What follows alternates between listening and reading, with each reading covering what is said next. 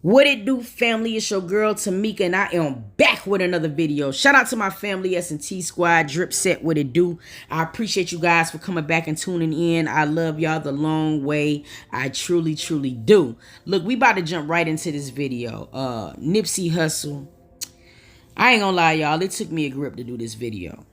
Nip death still affect me to this day. 3 years later, I can't even explain it. It kind of give me the same feeling I felt when Aaliyah died, and when Kobe and Gigi died, and when Left Eye died. You know what I'm saying? It touched you in a way that you can't even explain. To this day, I can't explain it.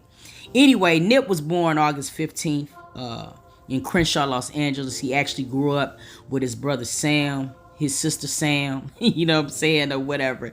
And up to 14, he was on the straight and narrow. He left the house about 15, joined the Rolling 60s neighborhood Crips, and the rest is history. You know what I mean? Now, on March 31st of 2019, Nipsey was tragically gunned down by this punk, Eric Holder.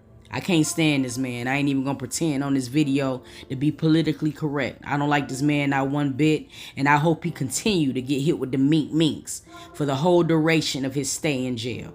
I'm sorry, y'all. I don't like this man not one bit. I don't like him. 3 years later, he was finally found guilty for the death of Nipsey. You understand? Now, a lot of people didn't just lose an entertainer when Nip died. You know what I mean? He was a great dude. I feel like he was doing a lot of things in his community, a lot of outreach in his community. He was building up his community. He was providing jobs to men who had just came out of jail and didn't get that second chance. He was doing a lot. And behind every great man is going to be a great woman. And Lauren London is the epitome of that to me. When Nip first died, after his kids, she was the first person that I thought about. My heart completely broke for this woman. And some idiot captured the moment when she found out that Nipsey had lost his life. And I wish I never seen that video, you guys, because it's imprinted in my head. And the number of emotions she went through in 5 minutes completely broke my heart. It broke my heart. Now, Nipsey and Lauren had the type of love that I feel like we all grew to love. Really did. And it wasn't like it was anything different from any other relationship. You know, they went through their shared problems. They broke up. They got back together. But I think what we can honestly say is that they had true love with each other. Now, Lauren London has said many times that Nipsey Hussle has elevated her as a woman. And I feel like she elevated him as a man as well. And that type of love like that is very rare. Now, I'm going to be honest with you. Her strength is something that I can't, to this day, I don't understand how she copes. I really don't. Now, she's finally sat down in the interview with Angela Martinez. And I'm not going to lie, this was a very good interview. Please go watch it in its entirety. But it was just a couple of clips that I wanted to point out. Let's jump right into the video. I'm learning so much about myself now, and I've changed so much. So, like, talking from this space, yeah, it's new. So I'm not talking a lot. You haven't done a lot at all. No. Yeah. Now, in this particular interview, I think for the first time in 3 years, we was able to get a little insight on how Lauren London has been able to cope since the death of Nipsey Hussle. Let's take a listen to what she was saying. Is that like annoying to her that everyone would want to treat you with kid gloves or be sensitive or treat you differently? Like, that has to be a big thing in the past couple of years that it's been a big thing. I really am grateful for it when it's genuine. I don't really like when it's pity. I feel when it's pity. I feel when it's like, I couldn't imagine going through that. Like that, no one ever wants to feel like their particular situation is like the worst thing anyone else could imagine, because then it makes you feel so isolated in your human experience. Yeah. Now, I lost my father, and I was very close to my father. So it was a lot of things in this interview that really kind of like hit home for me. You know what I'm saying? Especially when she was talking about the process of grief and what she had to go through. You know what I mean? Let's take a listen. Healing is such a up and down experience. Like, it's not just like, shoo, and then I'm gonna become a fairy godmother and fly away. Right. I'm healed. I'm fine. No. And then forever you're healed and fine. No, I don't know if that's for anyone. I'm not judging a soul no more. Because I just realized in my shadow work that my judgment of them was my judgment of myself. So many times when we experience death, you know what I mean? When the death first happened, we have so many people that's around. We have that constant support. But see, it's when those people have to get back to their lives when the real grief really sets in. You really look around and you like, this person is really gone. And she's touched on that. It's the 3 years later for me that I feel really kicks in. The 5 years later. Like, what is that? Because, at first you're in shock. And then there's a lot of attention and love around you. And then people get back to their lives. And then now you're like, well, how do I get back to my life when it's shifted so much? And then what does life look like for me now? And then you're like rebirthing. Then someone dies and now you're in a rebirth. But you're in the rebirth. There's just so many steps to healing, such a process that you got to go through to get back to a place to where you might consider yourself to be sane again. You know what I mean? This poor girl was doing movies and forgot about them. But let's take a listen to this part. I just did a whole movie. You did you did the movie. Oh, yeah, I with did it too. Michael B. Oh, shit, yeah. Yeah, Hello. You're right. And that's so grief also messes up your memory. Wasn't that the first time? Yeah, that was the first thing yes. you did? But grief really strikes your memory different. What does it do? It just like you block out a lot of things. Now, this part of the interview really hit home for me because when my father died, there was a lot of things that my mind intentionally blocked out. Only because I was trying hard to dissociate myself with anything that would have gave me a memory of what I just lost. You understand? She said there was moments where she was so dark that she couldn't even explain it. Let's listen. There was a time I couldn't even take a shower. There was a time I didn't even laugh. And I remember feeling so dark, like, am I ever going to laugh? You know what I mean? Am I ever going to something really make me chuckle genuinely? And yeah, I have laughed, and I take a lot of showers. You take a shower? Did you take a shower today? I took one today. Good for you. Yeah. Your hair is done. Now, in this particular part of the interview, Angie had flat out asked her, like, even though you succumbed to so much tragedy, did you one day find beauty in it? Do you feel like this situation that you went through made you a better person? Like, how do it speak to you right now in present form? You know what I mean? His death, how has it impacted you?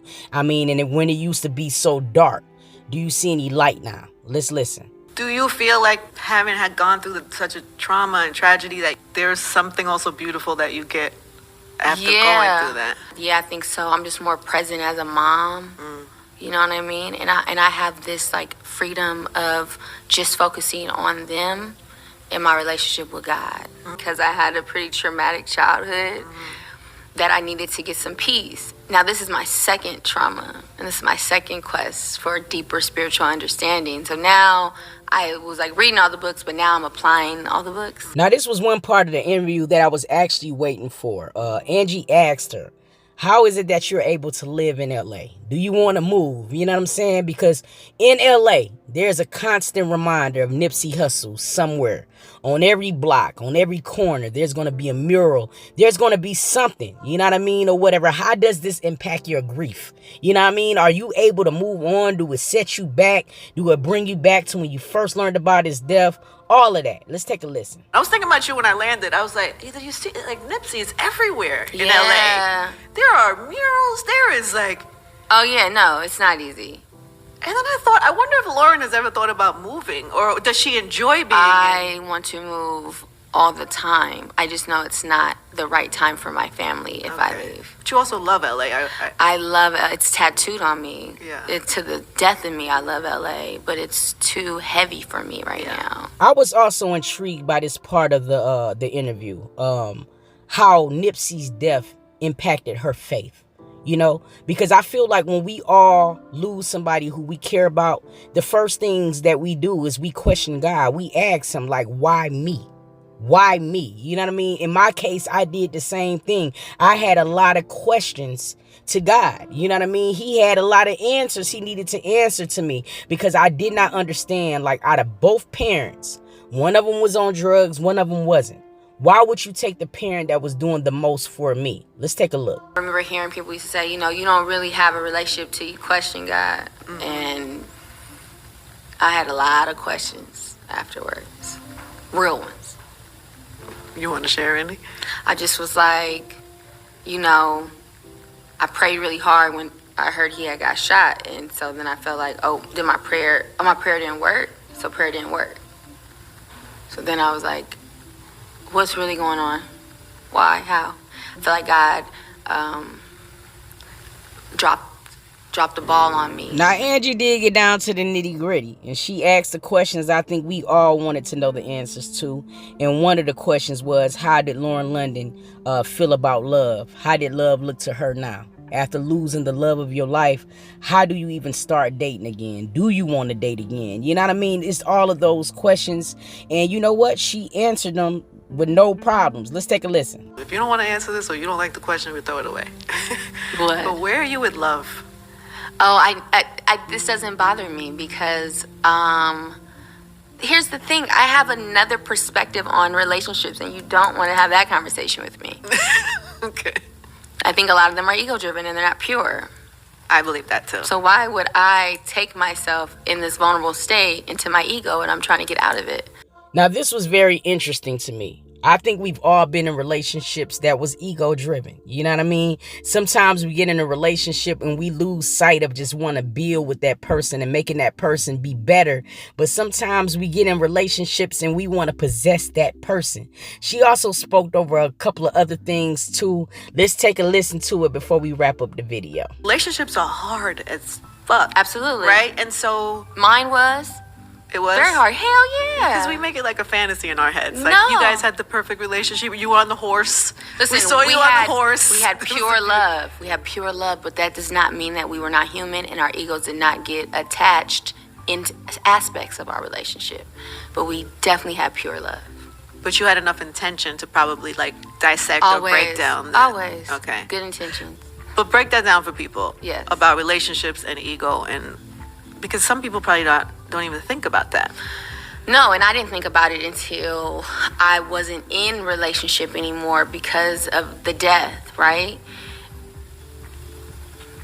A lot of times, not all the time, we are in such of in our ego that we are in possession of another person. We're not experiencing them. We're not totally loving them and letting them be free. We think we're supposed to be together forever. And that's not a spiritual relationship. To be perfectly honest, when I see Lauren London, I see Nipsey. You know what I mean?